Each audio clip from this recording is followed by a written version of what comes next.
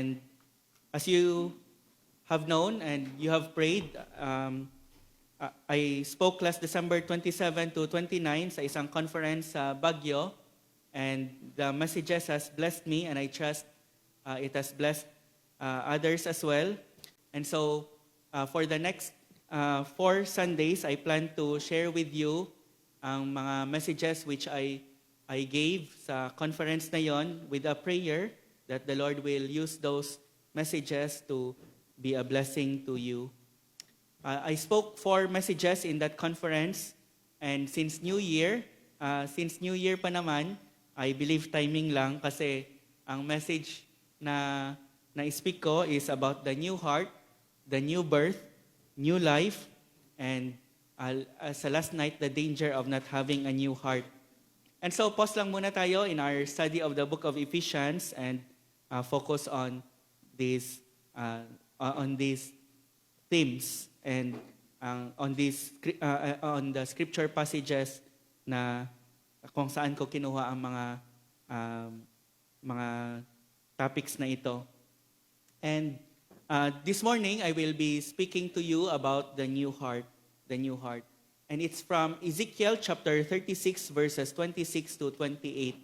Ezekiel chapter 36 verses 26 to 28. I would like to request everyone to please stand as we read our passage. Please open your Bibles. Ezekiel 36, 26 to 28. Verse 26 reads, this passage is commonly known as the New Covenant promise of God. It is a new covenant promise, but it is found in the Old Testament. Verse 26, and I will give you a new heart, and a new spirit I will put within you. And I will remove the heart of stone from your flesh, and give you a heart of flesh. And I will put my spirit within you, and cause you to walk in my statutes, and be careful to obey my rules. Let's pray first.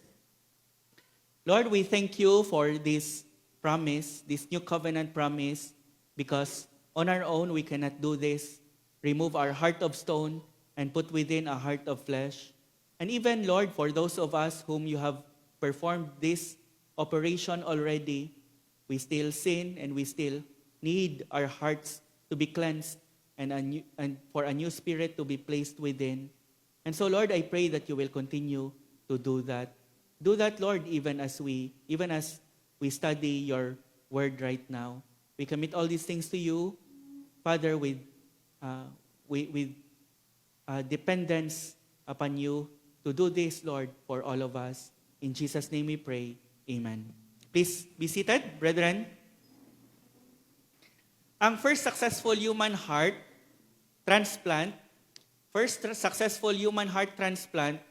was performed on December 3, 1967 by Dr. Christian Barnard sa isang hospital sa Cape Town, South Africa.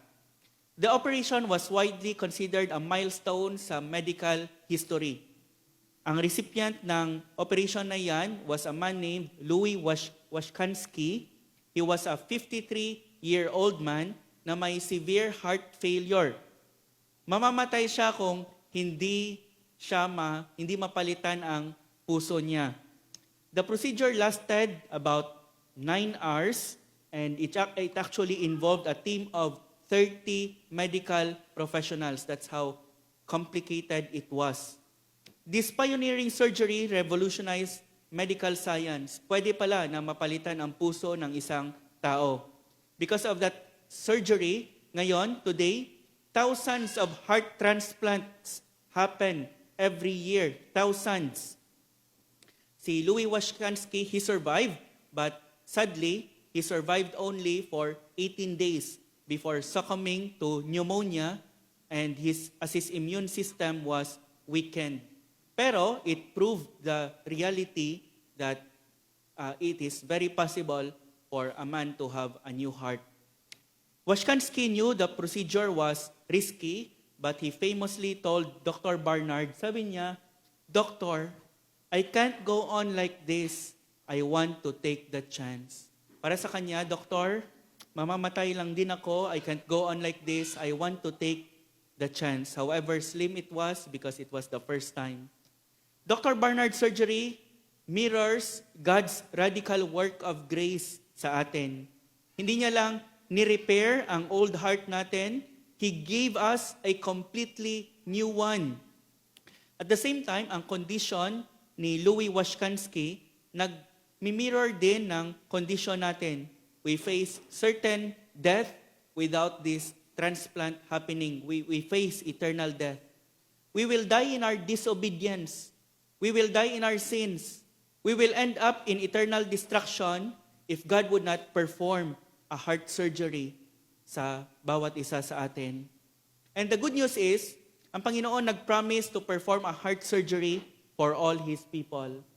And I will give you a new heart and a new spirit I will put within you, and I will remove the heart of stone from your flesh and give you a heart of flesh.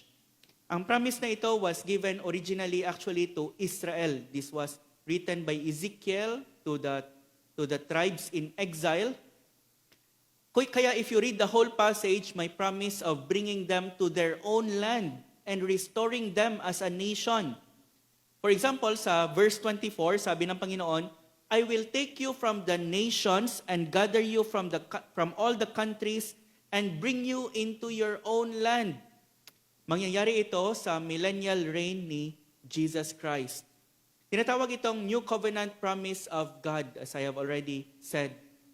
Pero sa millennial reign ni Jesus Christ, He will take Israel, ang rebellious Israel, even now, majority of them are rebellious, but God will save them, and God will reign in Israel, and His people will believe in Him. There will be a revival in the nation of Israel. Tinatawag itong New Covenant Promise of God, and it referred to the people of Israel, pero part ng New Covenant Promise ng Panginoon ay applicable hindi lang sa Israel, but also sa mga Christians, sa mga believers like you and me.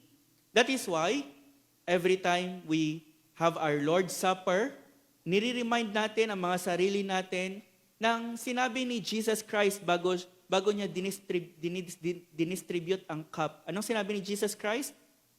This is the new covenant in my blood. Do this as you drink it in remembrance of me. And so we remind ourselves every Lord's Supper that the new covenant promises of God, at least part of it refers to us, His people as well.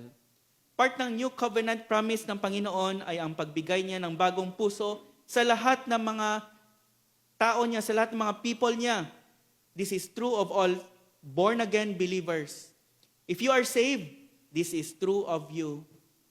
Lahat ng mga totoong nag-believe kay Jesus Christ at na-save at sinave ng Panginoon, binigyan ng Panginoon ng new heart, pusong bago. Let us examine that sa passage natin, and I want to share to you 3 things that we can see from our passage. And the first is the divine removal. Sabi ng Panginoon in verse 26, and I myself will do it. I will remove the heart of stone from your flesh and give you a heart of flesh. Bago nag-promise ang Panginoon na bigyan niya tayo ng pusong bago, nag-promise muna siya na kunin niya ang luma. He promised to remove the heart of stone that does not respond in love and obedience to Him. He promised to remove the heart of stone that disobeys Him, that does not delight in Him. He promised to remove the heart that loves sin instead of a heart that loves Him. During the time of Ezekiel, na-exile ang people of God sa Babylon. Na-exile sila sa Babylon dahil sa disobedience nila sa Panginoon. Sabi ng Panginoon, if you remain faithful to me, no army, no people can conquer you. But because of their disobedience, the Babylonians conquered them and they were exiled in Babylon. They were continually disobeying God. What is the reason for their disobedience? Ano ang pinakarason? Not their environment, not their families, not the people around them. Ang pinakarason is their own sinful hearts. They have hearts of stone. Ano ang solusyon? Hindi lang repair ang solusyon. Kahit major repair, hindi pwede. The solution is a removal of the old heart that does not love God and disobeys Him continually. Ito din ang solusyon sa buhay natin.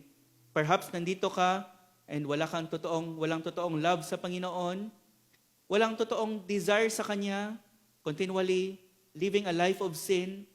A change of heart is what you need, not a change of environment, but a change of heart. May mga nagsasabi na ang hearts natin ay basically good. Yan ang view ng modern psychology, na impluwensyahan lang tayo ng kasamaan, ng paligid natin, kaya naging masama tayo. But deep down in our hearts, we are basically good. Deep down in our hearts, basically good tayo. That is not true. That is not what our passage says. Sabi ni David, "Behold, I was brought forth in iniquity, and in sin did my mother conceive me." Yan yung sabi ni David, the man after God's own heart. I was brought forth in iniquity. Nung pinanganak ako, makasalanan na ako. If basically good ang hearts natin, there would have been no need para kunin at palitan ng Panginoon. Kahit konting repair lang, okay na kung goods naman ang hearts natin. But our hearts are hard.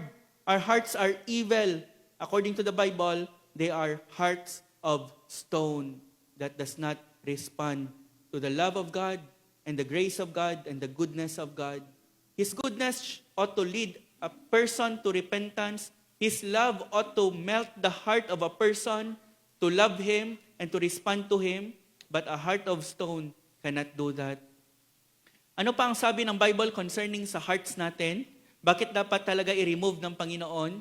Jeremiah chapter 17 verse 9 says, "The heart is deceitful above all things and desperately wicked. Who can know it?" Kaya don't follow your heart. May mga nag-a-advise, follow your heart. Don't follow your heart, my dear friend. Follow God and His Word. Don't follow your deceitful heart. It is dangerous to follow your heart. It is deceitful above all things and desperately wicked. Sa isang translation, the heart is deceitful above all things and beyond cure. Beyond cure. Desperately wicked, beyond cure. Hindi na talaga madadala ng kahit na major surgery. Beyond cure. Hindi na madadala ng gamot. Kaya hindi pwedeng i-repair lang ng Panginoon ang old hearts natin. Dapat talagang tanggalin, dapat i-remove, dapat palitan ng Panginoon. Kahit na si Jesus Christ Himself said of our own hearts, of our own human hearts, unregenerate hearts, Matthew chapter 15 verse 9, "Out of the heart come evil thoughts, murder, adultery, sexual immorality, theft, false witness, slander." Ito ang lumalabas sa mga hearts natin. We were born with that kind of a heart. Sino ang makadisagree? Sino ang makapagsabi, "Pastor, iba po ang heart ko"? Nung maliit pa tayo, hindi tayo kailangang turuan na magnakaw, magsinungaling. Inborn sa atin ang mga nabanggit ni Jesus Christ because that is what comes out of the human heart. Our old hearts doesn't want God. It doesn't love God.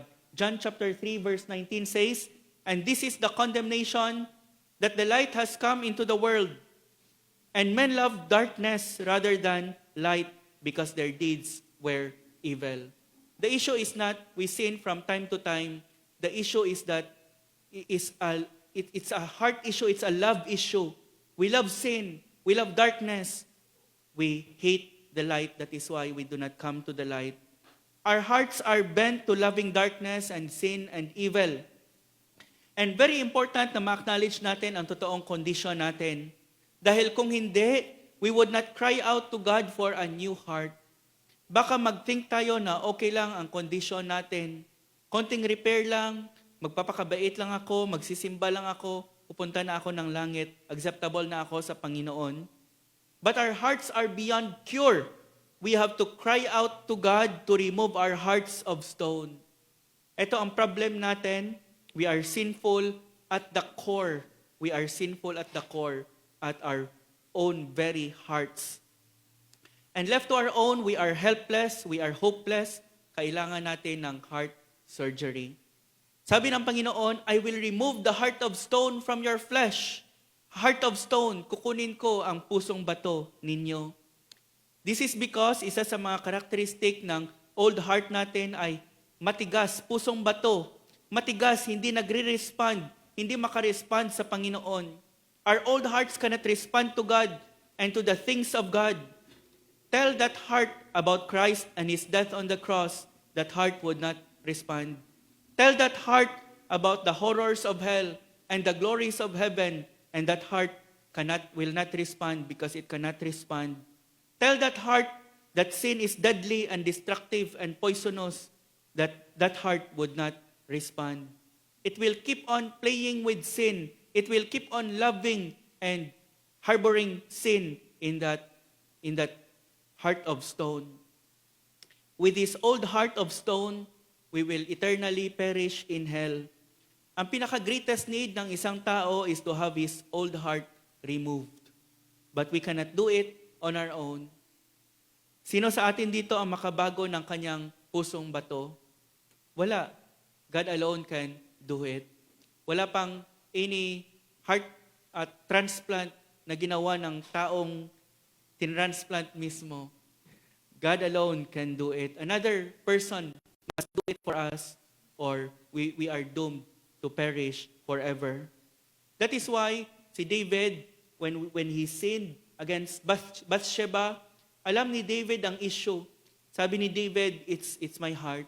And he asked the Lord, create in me a clean heart, O God, and renew a right spirit within me. Create in me a clean heart, O God, and a right spirit renew within me.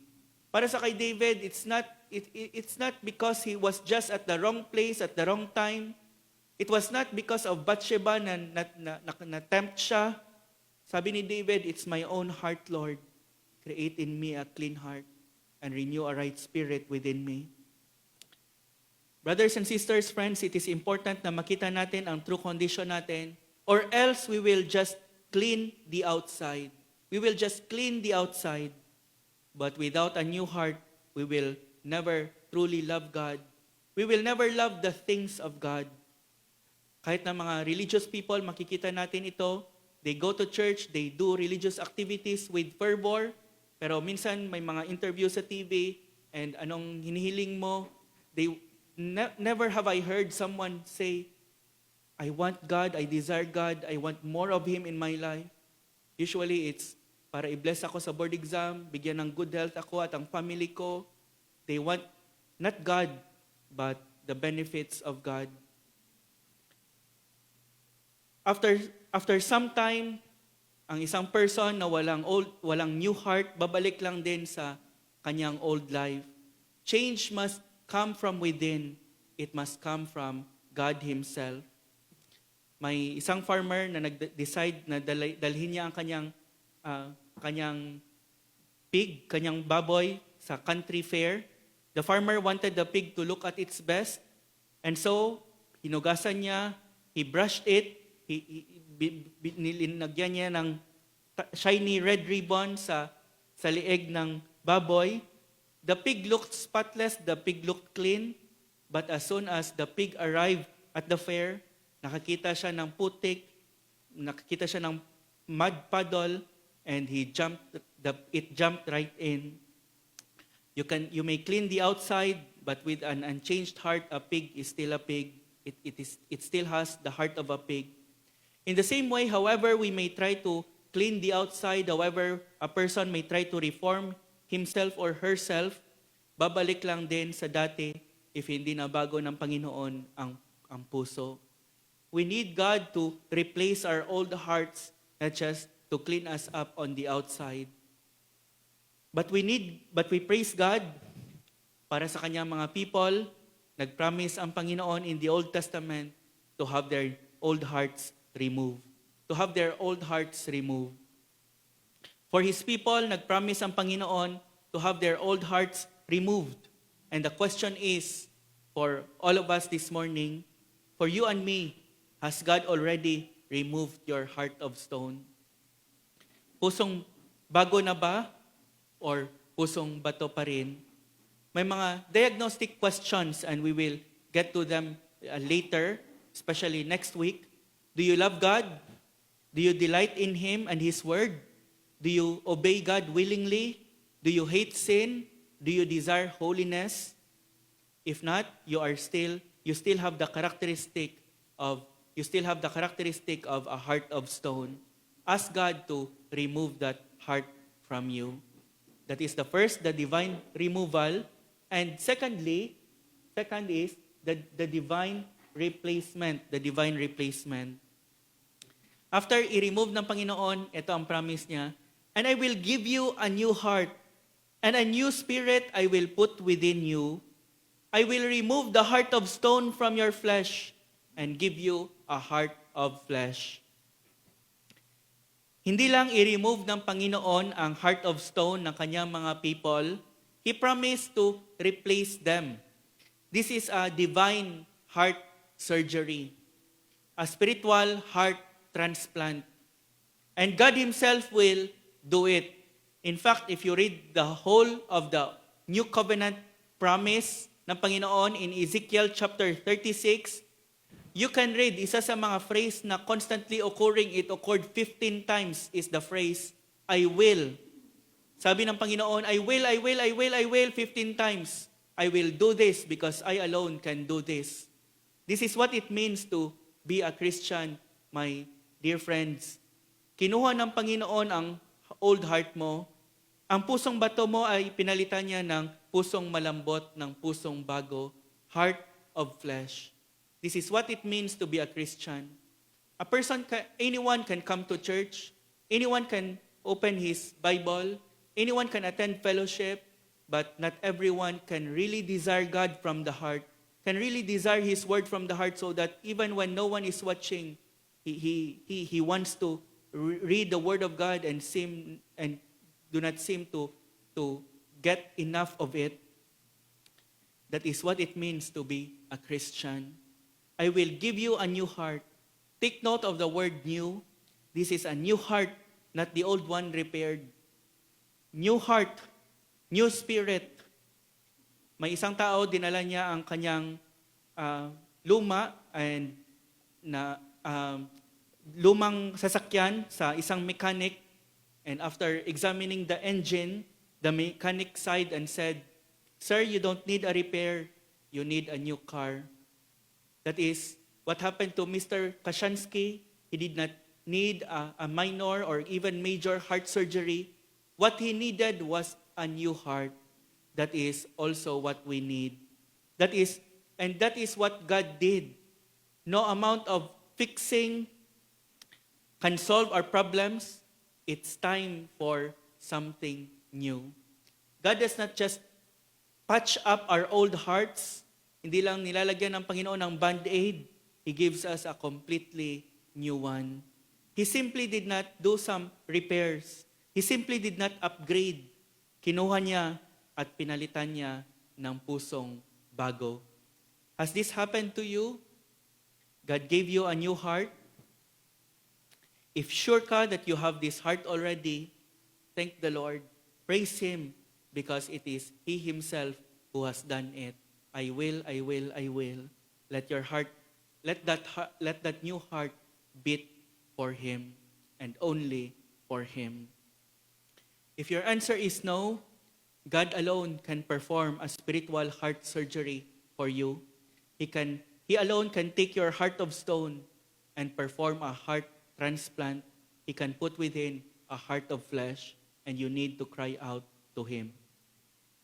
The divine removal, the divine replacement, and thirdly, the divine result. Sabi ng Panginoon, "And I will put my spirit within you and cause you to walk in my statutes and be careful to obey my rules." Ito ang mga result sa pagbigay ng Panginoon ng new heart. Isa sa mga result is new love. When you have a new heart, you have a new love. The new heart will have a heart of love. Kasi hindi na pusong bato, pusong bago, heart of flesh na malambot na puso, it can now love its rightful object. Having a new heart will result in new desires, new loves, or as the Puritans and writers of old would say, new affections, new emotions. You now love the things you once hated and hate the things you once loved. Again, sa song na things are different now. Things are different now. Something happened to me when I gave my heart to Jesus. Things I loved before have passed away. Things I love far more has come to stay. Things are different now. Something happened to me when I gave my heart to Jesus. That is true of every person who has a new heart. He can really say, things are different now. Things I loved before has passed away. Things I love far more with this new heart have come to stay. And we can see here several results, divine results of a new heart. The divine result number 1, a new heart will have a new love for God and His Word. Because of this new heart, a person will have a new love for God and for the things of God, especially for the Word of God. It is now a heart of flesh. It is now a heart that beats. It is now a heart that beats with love for God and with a passion for holiness. Sabi ng Deuteronomy chapter 30 verse 6, the same new covenant promise given earlier in the book of Deuteronomy by Moses, and the Lord your God will circumcise your heart and the heart of your offspring, so that you will love the Lord your God with all your heart and with all your soul. Ang result of God circumcising the heart of stone is for you to love the Lord your God with all your heart and with all your soul. And because of this new heart, because this new heart love God, it will also love the things of God, especially the Word of God. That is why, sabi ng Ezekiel chapter 36 ng passage natin in verse 27, and cause you to walk in my statutes and be careful to obey my rules. What are the statutes of God or the rules of God? They are just other terms for the commandments of God, the law of God, or the more familiar term is the Word of God. If nabago ng Panginoon ang puso mo, you would delight to obey the law of God. If dati wala kang paki sa salita ng Panginoon, you now want to study it, you now want to meditate upon it, you now want to memorize and obey it. You would say with David sa Psalm chapter 119, verse 97, "Oh, how I love your law. It is my meditation all the day." Can we say that? "Oh, how I love your law. It is my meditation all the day." And what is the evidence that you love God's law and you delight to meditate upon it? Because it is your meditation all the day that is the evidence. All the day you think through the Word of God, a passage of Scripture, and you allow it to saturate your heart and change your life. You say with Job, "I have treasured the words of his mouth more than my necessary food." I have treasured, tinitreasure ko ang word ng Panginoon more than sa rice or sa chicken joy, more than my necessary food. Is that true sa life mo? Once wala kang desire for the Bible, walang desire for the Bible. Now the Bible becomes precious to you. All true Christians love the Word of God. I remember, sabi ko last time sa prayer meeting, sabi ng mga Puritans, take our lands, take our houses, take everything don't take our Bibles, don't take the Word of God away from us. That's the attitude of a true Christian who have had a heart transplant. All true Christians love the Word of God. I remember, nung bago pa lang ako na saved, first ako sa family namin na nakakilala sa Panginoon by the grace of God. Na-save ako sa college through Campus Bible Fellowship. May nag-approach sa akin for a discipleship and I instantly agreed. Sobra ang hunger ko sa word ng Panginoon. After fellowship, minsan Thursday fellowship, pumupunta ako sa dorm nila, and during our discipleship, I would go to their dorm. We would study the Word of God together. We would pray together. We would sing together until close na, masaraduhan na ako sa dorm ko dahil lampas na sa curfew na 10 p.m. Balik uli ako sa kanya, and we would talk again about God and His Word until 12 midnight or until 1 a.m. in the morning. I would sleep sa upper bunk ng double deck niya. Where did that come from? I am sure it did not come from me. It came from a new heart God had placed within me. A new heart will produce a new love for God and for His Word. A new heart will want to obey the Word of God. I will cause you to walk in my statutes. And ano ang adjective? And be careful to obey my rules. Adverb. And be careful to obey my rules. A new heart is not the reward for our obedience. It's the other way around. Hindi tayo maka-obey if wala tayong new heart. So a new heart is not the reward for our obedience. Rather, obedience is the result of a new heart. A new heart will not just want to read the Word of God, it will want to obey it.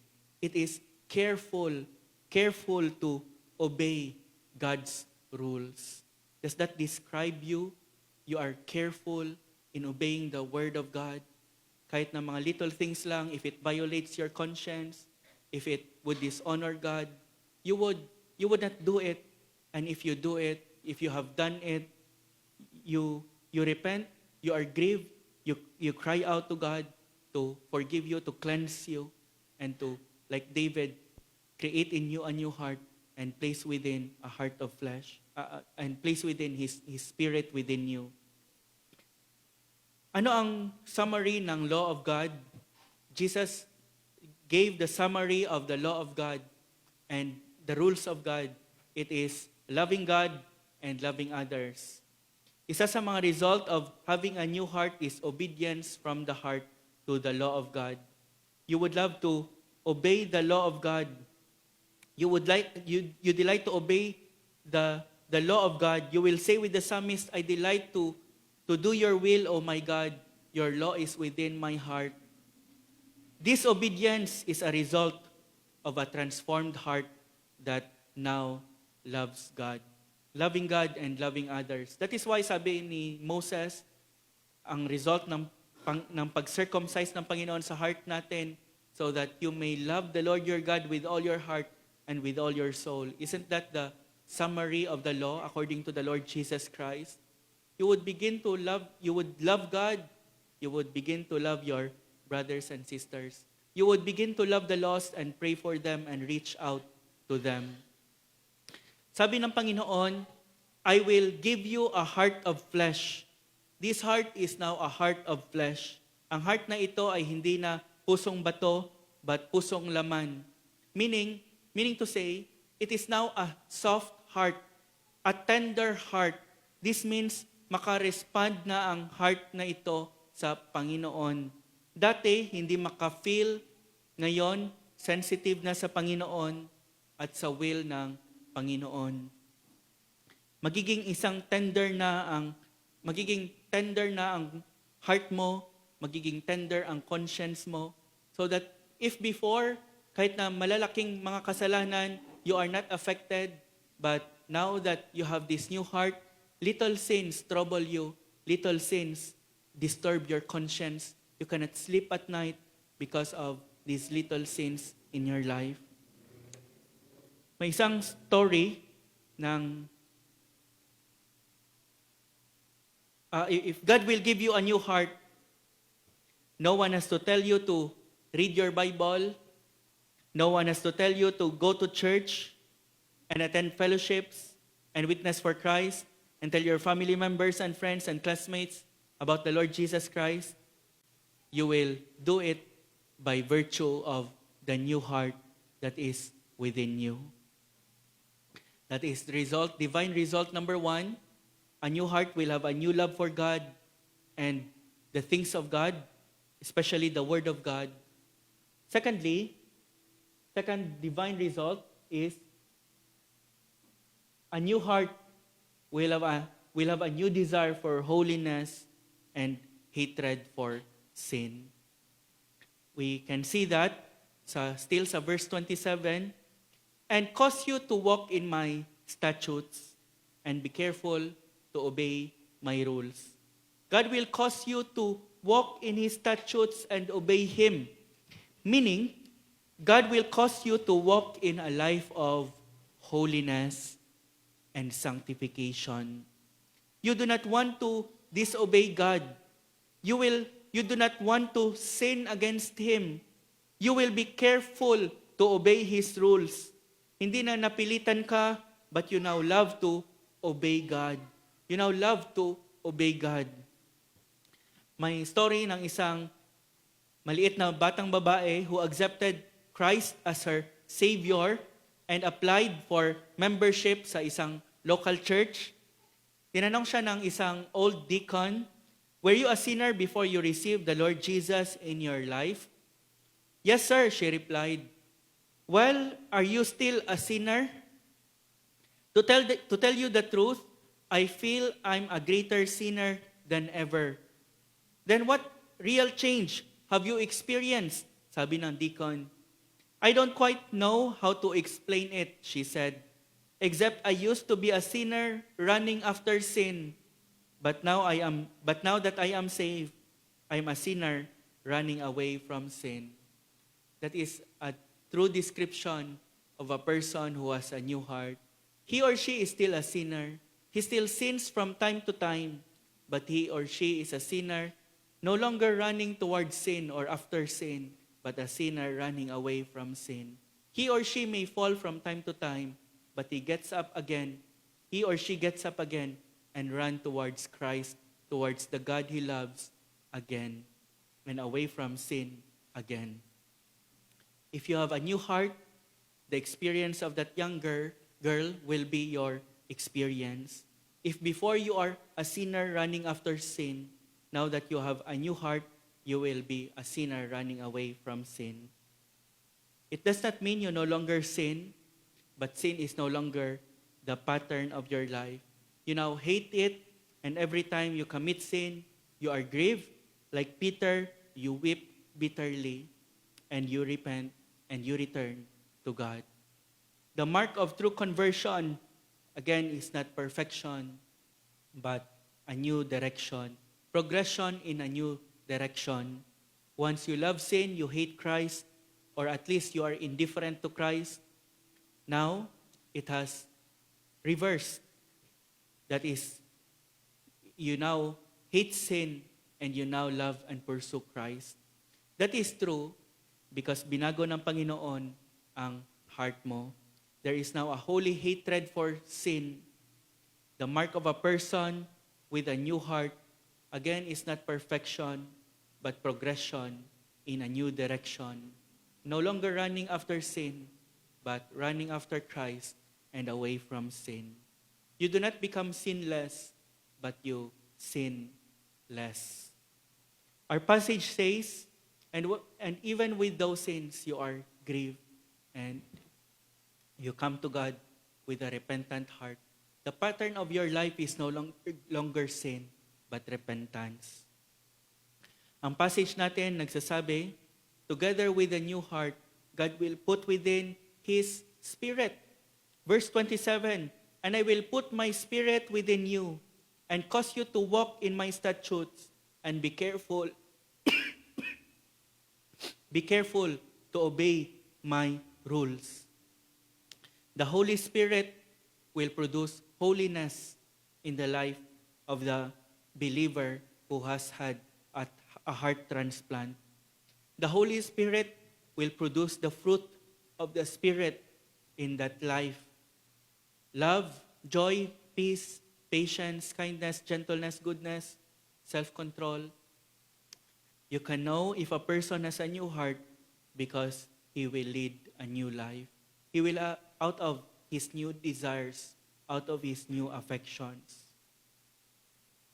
A person with a new heart does not instantly become perfect, but may mga changes, kahit na little changes lang, may ma-observe ka.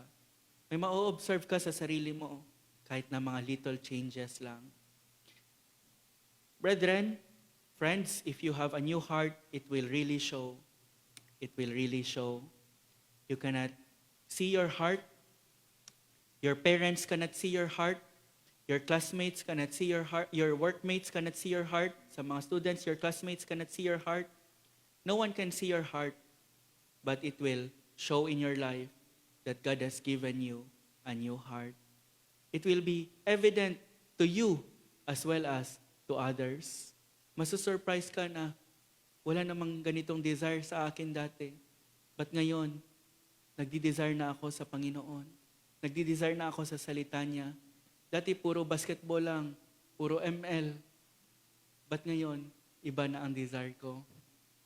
It will show in your life. It will be evident to you as well as to others. If your heart is new, it will show. The people around you will see it. They will start to notice your joy, one of the fruits of the Spirit. They will start to notice your love for Jesus.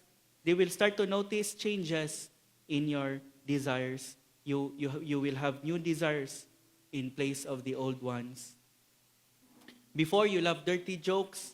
Now, ang mga jokes na yan, it repulses you. Hindi mo na ngayon masikmura. Before, you like watching dirty things in your computer or your phone. But now you don't want to defile your mind and your heart with such filth. Before, hindi ka nag-hesitate na mag-cheat sa school. But now you strive to be honest sa mga students. Before, you never read the Bible. But now you seem to not get enough of the Word of God. Before, you used to hate being around Christians, around believers. But now you delight to be around God's people and talk about the Lord and spiritual things. There are many more of such changes. But the point is, there will be changes in your life and it will show. And the only explanation for such changes is, God changed my heart. God changed my heart. Ang mga changes na ito are not automatic or instantaneous, but they will be evident and growing since a person becomes a believer or a Christian. It is growing. It should be growing, these changes. And so, my dear friends, my question to you is, nangyari na ba ito sa iyo? Ang mga things na dinescribe ko? If wala pa, cry out to God, Lord, give me this heart. Create in me a new heart. Create this heart, O God, within me.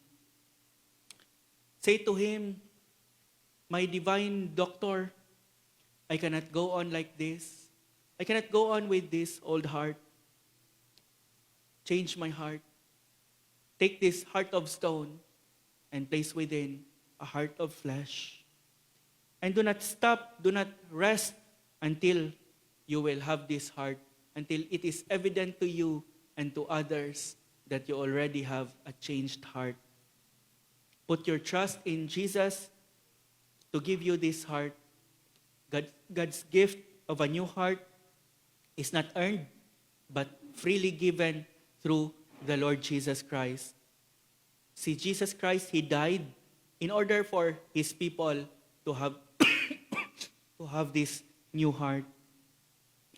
That is why in our Lord's Supper, we remember that Jesus Christ purchased the new covenant promise with His blood. Hindi ko na-mention kanina, Hindi ko na-mention, sorry, I need a new throat.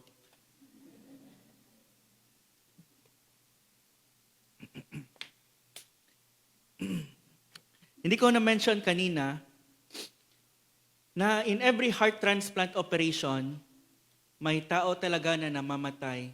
Have you realized that? Sa bawat heart transplant operation, may taong na namamatay. Ang kinukunan ng heart, instantly, not an hour longer, namamatay. Ang mga heart transplant patients live all their lives with the realization someone else has to die in order that I may live. Someone has to die so I could have a new heart. And that pictures what the Lord Jesus Christ has done. Jesus died on the cross so that He can give us this new heart. Remember, Jesus purchased the new covenant promises of God, especially including a new heart, so that He purchased it with His own blood so that you may really have it. And so, if you have a new heart this morning, thank the Lord. Thank the Lord Jesus Christ who died in order to give you that heart. If wala ka pang ganyang heart, repent of your sin and place your trust in Jesus as your Lord and Savior. Because if you can do that this morning, that will be evidence that this heart of yours is now new. I want to end with what Charles Spurgeon said. This is what he said. Sabi niya, put your trust in one of his sermons.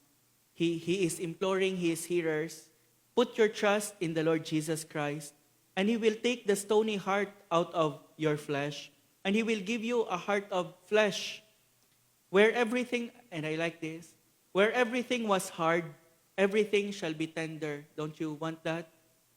Where everything was vicious, everything shall be virtuous. Where everything tended downward, everything shall rise upward with impetuous force. The lion of anger shall give place to the lamb of meekness. The raven of uncleanness shall fly before the dove of purity. The vile serpent of deceit shall be trodden under the heel of truth. The heart surgery is the cause of a person believing, but it happens almost simultaneously with faith, so that a person who believes can know that he has been regenerated. The divine removal, the divine replacement, the divine result. And once again, it's divine because it is God alone who can do it. Never can we do it. It is God alone. It is all divine. Can you really say you have a new heart? May mga evidences ba na makikita sa life mo? Do you have a new heart? If not, cry out to God. The gospel offers hope for the hardest of hearts. Do not say, wala na akong pag-asa na mabago pa. Sa sarili mo, wala na. But sa Panginoon, meron. If you see that you have this new heart already, thank the Lord. Continue to delight in God and His Word. A new heart is designed to delight in God, especially sa Kanyang statutes, and for you to walk in His ways. Read the Bible daily. Read your Word daily. Ask God that you may see wondrous things from His Word.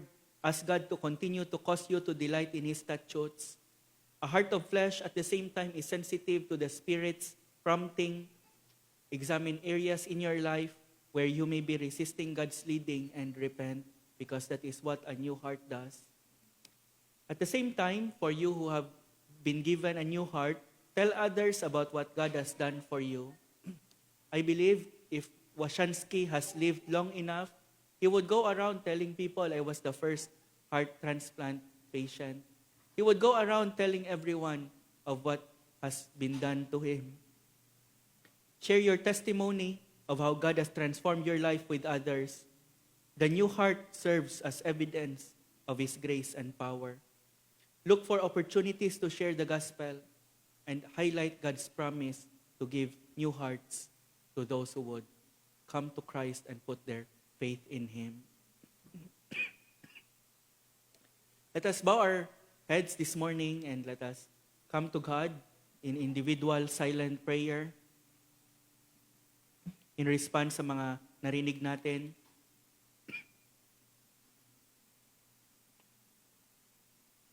Let us examine ourselves this morning. Can you really say, I have a new heart already? If you do not have this heart yet, may the Lord cause you to tremble before Him this morning. Your old heart will not be fitting for heaven. It will only be fit for hell. Cry out to the great surgeon para i-perform niya ang miracle of giving you a new heart. If you find out, if today after examining yourself, you find out that you have this new heart, thank the Lord. Praise Him. It is He who has done it. At the cost of His own life, He has done it. Use that new heart to live for Him. Use that new heart to love Him and to obey Him.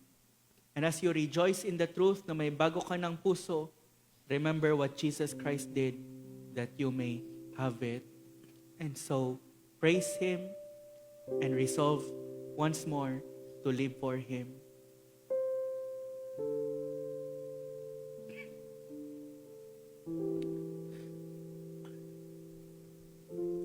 Lord, for many of us, I trust that you have already performed this surgery, this divine surgery, this spiritual heart transplant operation.